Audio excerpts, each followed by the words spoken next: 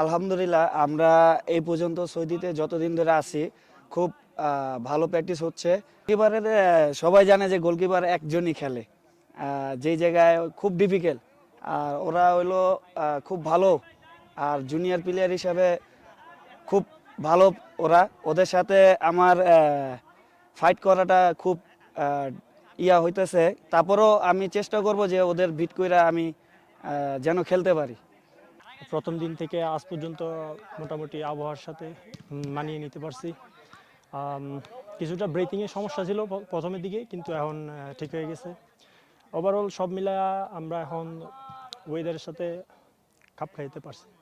11-এ খেলার জন্য আসলে সব প্লেয়ারই চেষ্টা করে জান প্রাণ দিয়ে। তো আমারও শুরু থেকেই ইচ্ছা, আগ্রহ, এরা প্রত্যেকটা প্লেয়ারই ইচ্ছা থাকে যে ন্যাশনাল টিমের 11-এ খেলা। তো আমারও ইচ্ছা আছে 11-এ খেলার, কিন্তু যেহেতু মিতুল ভাই খেলতেছে, ওনাকে সবসময় পিছন থেকে আমি পুশ করে যাচ্ছি আমার মতো করে। কোচ যে সময় মনে করবে যে আমাকে 11-এ দিবে বা দেওয়ার মতো আমি কোচের মতো ওয়ার্ক করতেছি, ওই সময় কোচেই 11-এ খেলাবে আশা করি। আসলে সব কিছু মিলে খুবই ভালো।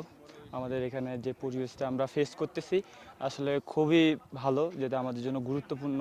যেহেতু শিলংয়ে খেলা, তো সেম ওয়েদারের মধ্যে আমরা প্র্যাকটিস করার চেষ্টা করতেছি। তো আমি মনে করি এটা আমাদের জন্য পজিটিভ সাইন।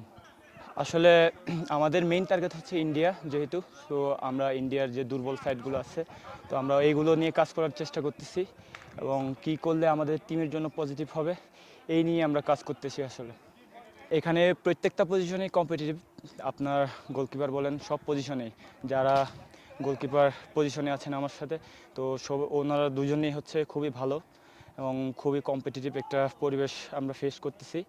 তো এখানে সবাই আমরা রেডি।